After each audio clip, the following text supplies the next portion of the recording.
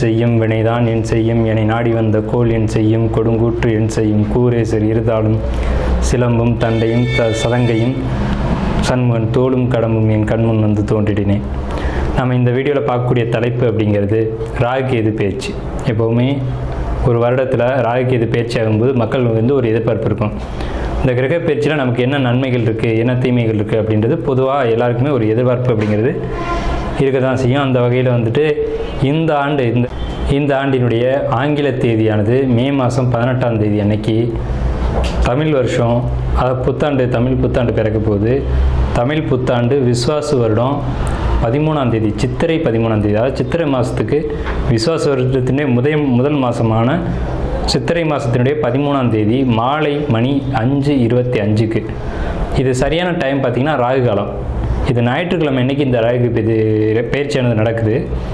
இந்த ஞாயிற்றுக்கிழமை 4 to 6 எப்போவுமே ராகு காலம் அப்படின்ற காலம் வந்து பஞ்சாங்கத்தில் குறிக்கப்பட்டிருக்கு. இந்த ராகு காலத்தில் தான் இந்த ராகு பகவான் பயிற்சி ஆகிறார். ராகு பகவான் எங்கேருந்து பயிற்சி ஆகிறாங்க அப்படின்னு பார்த்தீங்கன்னா மீனத்துலேருந்து கும்பத்துக்கு பயிற்சி ஆகிறாங்க, ஆன்டி கிளாக் வைஸ், அதை எதிர் சுற்று வழியாக. அதே சமயத்தில் கண்ணியில் இருக்கக்கூடிய கேது பகவான் சிம்மத்துக்கு பயிற்சி ஆகிறாங்க. இப்போ இந்த ராகு கேதுக்கள் அப்படின்ற பிளானட் வந்து உங்களுக்கு உபய ராசிகள்னு சொல்லக்கூடிய மீனத்திலையும் கண்ணிலையும் இவ்வளோ ஆண்டு காலம் இருந்துட்டு, இந்த 13 மாதங்கள் இருந்துட்டு பயிற்சி வந்து சிற ராசிகள்னு சொல்லக்கூடிய கும்பத்துக்கும் சிம்மத்துக்கும் பயிற்சி ஆகிறாங்க. இந்த ராகு கேது பயிற்சி எப்போவுமே 180 பாகை நேர் எதிர் சுற்றில் தான் பயிற்சி ஆகும். சிம்மம் பூர்வ நட்சத்திரத்தை பொறுத்த வரைக்கும் இந்த காலகட்டங்கள் ஒரு டிப்ரெஷனோடய நீங்கள் காணப்படுவீங்க. டிப்ரெஷன் தேவையில்லாத கவலைகள் தான் உங்களுக்கு வரும். ஒரு பிரயோஜனமான கவலை அப்படிங்கிறது உங்களுக்கு இருக்காது. தொழில் வேலை வாய்ப்புகளை பொறுத்த வரைக்கும் நல்லா இருக்குது. ஆல்ரெடி தொழில் பண்ணியிருந்தீங்கன்னா அதை ஸ்டாப் பண்ண வேணாம். புதிய தொழில் தொடங்குறத மட்டும் யோசித்து செய்யலாம். ஒரு முறைக்கு 2 முறை யோசிச்சுக்கலாம். கணவன் மனைவி உறவு நல்ல ஒரு நிலையில் இருக்கும். வெளியூர் வெளிநாடு பயணங்கள் இருக்குது. மன மகிழ்ச்சியான காலகட்டம். மனசுக்குள்ளே மட்டும் தேவையில்லாத ஒரு குழப்பங்கள் சுற்றிக்கிட்டு இருக்கும். அதை வந்து ஒரு ஓரமாக எடுத்து வச்சுருங்க. வாகனங்கள் ஓட்டுறது பொறுத்த வரைக்கும் ரொம்ப கவனமாக ஓட்டணும். 2 சிந்தனைகளோட வாகனங்களை இயக்குவீங்க அப்படின்ற ஒரு நிலை இருக்குது. தேவையற்ற ஒரு அச்சம் உங்கள் மனசுக்குள்ளே இருக்கும் இந்த ராகுகேது பேச்சில். 2025 ராகுகேது பேச்சு பலன்கள். நாம் இந்த வீடியோவில் பார்க்கக்கூடிய தலைப்பு அப்படிங்கிறது 2025 ராகுகேது பேச்சு பலன்கள். சரியான தமிழ் விஸ்வாச வருஷம் சித்திரை மாதம் 13ஆம் தேதி அன்னைக்கு மாலை நேரம் 5:25க்கு சரியான ராகு காலத்தில் இந்த சிம்ம ராசிக்கு ராகுகேது பயிற்சி அப்படிங்கிறது நடைபெறுது. சிம்ம ராசிக்கு ராசி மேலே சந்திரன் மேலேயே கேது வந்து அமர்றாங்க. நேர் 7ஆம் இடத்துல ராகு வந்து அமர்றாங்க.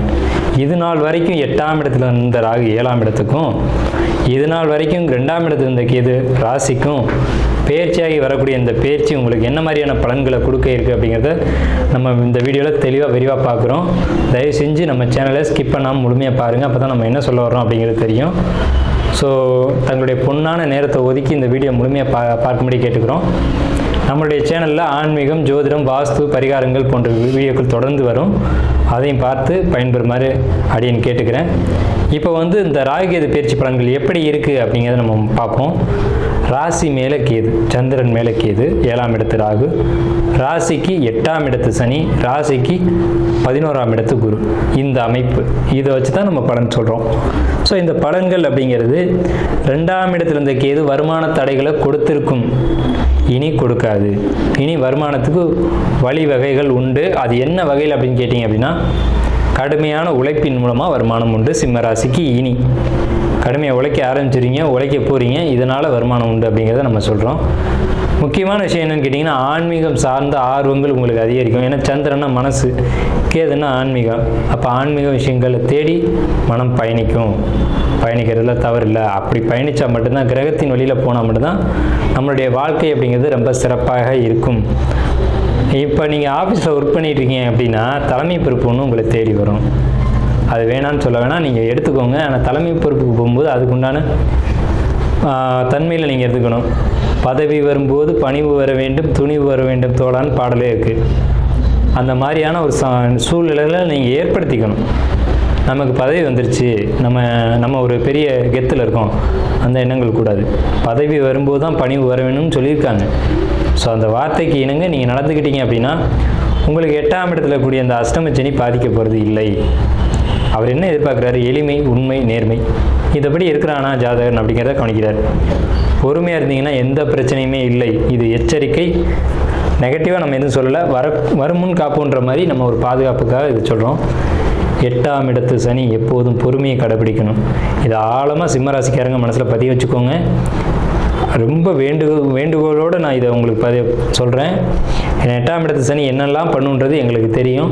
ஸோ அதனால் பணிவோடு நான் சொல்கிறேன், பொறுமையை இந்த காலகட்டத்தில் முடிந்த வரைக்கும் அதிகபட்சமான பொறுமையை கடைபிடிங்க, வாழ்க்கை வெற்றிகரமாக இருக்கும். சரி, அடுத்து பார்ப்போம். 7ஆம் இடத்து ராகு வெளியூர் வெளிநாடு பயணங்களை கொடுக்கும். சரி, வெளியூர் போகலாமா சார், வெளிநாடு போகலாமா சார், நல்லா இருக்குமா அப்படின்னு கேட்டிங்கன்னா கட்டாயம் நல்லா இருக்குங்க. வெளியூர் போங்க, வெளிநாடு போங்க. ஏன்னா அஷ்டமச்சனி காலகட்டங்களில் பொதுவாக ஜோசியிட்ட போய் கேட்டிங்கன்னா, உனக்கு அஷ்டமச்சனி நடக்குதுப்பா, நீ எங்கேயும் போகக்கூடாது அப்படின்னு மிரட்டுவாங்க. அப்படிலாம் கிடையாது. உங்கள் சுய ஜாதகத்தை தெளிவாக பார்த்துக்கோங்க. அந்த உங்களுக்கு 7ஆம் இடத்தை குரு 9ஆம் பிறகு பார்க்குறாரு, அதை பார்க்கணும். அதெல்லாம் பார்க்க மாட்டாங்க. பொதுவாக அஷ்டமச்சனி நடக்குது, எங்கேயும் போகாத, எதுவும் பண்ணாத, வீட்டில் சும்மா படுத்துக்கடை அப்படிம்பாங்க. அதெல்லாம் தவறு, அப்படிலாம் சொல்லக்கூடாது. உங்களுக்கு 9ஆம் பார்வையாக குரு உங்களுடைய 7ஆம் இடத்தை பார்க்குறது வெளியூர் வெளிநாடு பயணத்தை கொடுக்குறாரு. 7ஆம் இடம்ன்றது வெளிநாடு பயணம், வெளியூர் பயணம். இதை கொடுத்து உங்களுக்கு வருமானத்தை கொடுக்க குரு பகவான் காத்துட்ருக்காரு. அந்த வாய்ப்பை பயன்படுத்திக்கோங்க தயவு செஞ்சு. எங்களை மாதிரி ஜோசியர்களை அணுகி இதை கேட்டு இது சரியா இது தவறா அப்படிங்கிறத புரிஞ்சுக்கிட்டு நீங்கள் நடந்துக்கிட்டீங்க அப்படின்னா உங்கள் வாழ்க்கை சிறப்பாக இருக்கும். வெளிநாடு வேணாம் அப்படின்னு சொல்கிறவங்கள நீங்கள் ஒரு காலம் நம்பாதீங்க. அப்படிலாம் கான்செப்ட் கிடையாது. ஜோதிடத்தில் எண்ணற்ற விஷயங்கள் இருக்குது, ரொம்ப தெளிவாக பார்க்கணும். அதே மாதிரி உங்களுக்கு சுப விரய செலவுகள் அப்படிங்கிறது நிச்சயம் உண்டு. சுப விரயங்களை நீங்களே ஏற்படுத்திக்கோங்க. நான் அழுத்தி சொல்கிறேன், சுப விரயங்களை ஏற்படுத்திக்கோங்க. விரயம் வரக்கூடிய காலகட்டம், வீண் விரயங்களை தவிர்த்துக்கிட்டு சுப விரயங்களை எடுத்துக்கோங்க. உங்கள் ராசிக்கு 11ஆம் இடத்து குரு, 11ஆம் இடம்ன்றது லாபஸ்தானம், குருன்றது மங்களகாரகன்.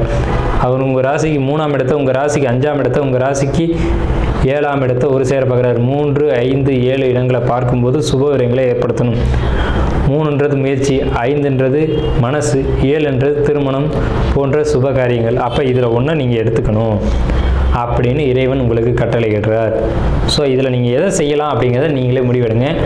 ஆனால் இந்த காலகட்டங்கள் நான் முதல்ல ஆரம்பிக்கும் போது சொன்னேன், சந்திரன் மேலே கேதுன்ற குழப்பக்காரகன் ஏறியாச்சு. ஸோ அவர் குழப்பத்தையும் ஆன்மீகத்தையும் ஒரு தெளிவையும் கண்டிப்பாக கொடுப்பார். அந்த தெளிவை ஏற்படுத்திக்கோங்க.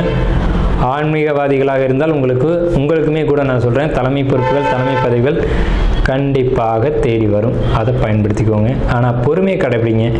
எந்த ஒரு இடத்துலையும் பொறுமை தவறிட வேணாம். இது சனி பகவானுடைய ஒரு அமைப்பு.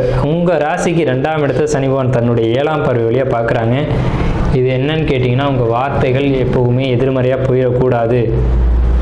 எதிர்மறையான சிந்தனைகள் இருந்தாலும் எதிர்மறையான வார்த்தைகள் இருக்க வேண்டாம். வீடு வாகனம் சொத்து பொறுத்த வரைக்கும் அதில் இருக்க வில்லங்குகள் பிரச்சனைகள் தீரும். இந்த காலகட்டம் பார்த்தீங்க அப்படின்னா உங்கள் மனசுக்குள்ளே ஒரு மன அழுத்தம் கூடி போகும். அந்த மன அழுத்தம் தான் உங்களுக்கு வார்த்தைகளை எதிர்மறையாக கொடுக்கும். அந்த எதிர்மறையான வார்த்தைகள் மட்டும் இருக்க வேண்டவே வேண்டாம். பாசிட்டிவான விஷயங்களை பேசுங்க. நடக்கும், நல்லது, சுபம், அந்த மாதிரி வார்த்தைகளை பேசுங்க. நடக்காது, தேராது, விளங்காது, இந்த மாதிரியான எதிர்மறையான சொற்களை நீங்கள் உச்சரிக்கவே கூடாது இந்த காலகட்டத்தில். 2ஆம் இடத்தை சனி பார்க்கக்கூடிய இந்த காலகட்டத்தில் ராகுகேது பேச்சு உங்களுக்கு அமோகமான நல்ல பலன்களை செய்து. ஏன்னா 7ஆம் இடத்து ராகு கேந்திரஸ்தானத்தில் 2 கேந்திரங்களையும் 2 ராகு கேதுக்கள் அமர்றது அப்படிங்கிறது பெரிய விசேஷமான காலகட்டம் வந்திருக்கு. திருமணம், குடும்பம், குழந்தை, மாணவர்களை பொறுத்த வரைக்கும் படிப்பு ரொம்ப அற்புதமாக இருக்கும். ஏன்னா 5ஆம் இடத்தை குரு பார்க்குறார் தன்னுடைய 7ஆம் பார்வை வழியாக. மாணவர்களுக்கு படிப்பில் எந்த ஒரு தடையும் வராது. இருந்தாலும் 8ஆம் இடத்து சனி, அங்கே கவனமாக இருக்கணும் அப்படின்ற ஒரு அமைப்பும் கூடுதலாக இருக்குது. கொஞ்சம் ஊன்றி படிக்கணும் அப்படின்ற ஒரு அமைப்பு இருக்குது. கொஞ்சம் கவனமாக படிங்க மாணவர்கள். 10th +2 படிக்கக்கூடிய மாணவர்கள் ரொம்ப கவனமாக படிக்கணும். நீட் எக்ஸாம் எழுதக்கூடியவங்க கவனமாக படிக்கணும். ஷேர் மார்க்கெட்டை பொறுத்த வரைக்கும் நல்ல அபரிவிதமான லாபம் சிம்மராசிக்கு நிச்சயமாக கிடைக்கும். ஷேர் மார்க்கெட்டில் போடுங்க, நல்ல லாபம் கிடைக்கும். ஸோ எல்லா வகையிலுமே நேர்மையான வருமானத்தை மட்டும் தேடுங்க. குறுக்கு வழியில் சம்பாதிக்கணும் அப்படின்ற எண்ணங்கள் இந்த காலகட்டத்தில் உங்களுக்கு இருக்கக்கூடாது. எண்ணத்தினால சொல்கிறோம்னா 2ஆம் இடத்தை சனி பகவான் பார்க்குறாரு. சனி நேர்மைக்கானவர். வருமானம் வரும் வழியை அவர் சோதித்து பார்ப்பார், கொடுத்து பார்ப்பார். இவன் சரியாக இருக்கானா இல்லையான்னு பார்ப்பார். ஏற்றுக்கிறீங்க அப்படின்னா டபக்குன்னு உருவிட்டு போயிடுவார், தன்னுடைய சுயரூபத்தை காட்டி விடுறாங்க. ஸோ அதனால் நேர்மையான வழியில் வரக்கூடிய வருமானத்தை மட்டும் எதிர்பாருங்க. இதுக்கு மேலே உங்களுக்கு வருமான தடைகள் இருக்காது. வருமானம் பெருகும், வளர்ச்சிகள் கூடும், பொருளாதார நிலைகள் உயர்வை அடையும். அப்படிங்கிறதான் சிம்ம ராசிக்கு உண்டான ராகு கேது பயிற்சி பலன்கள்.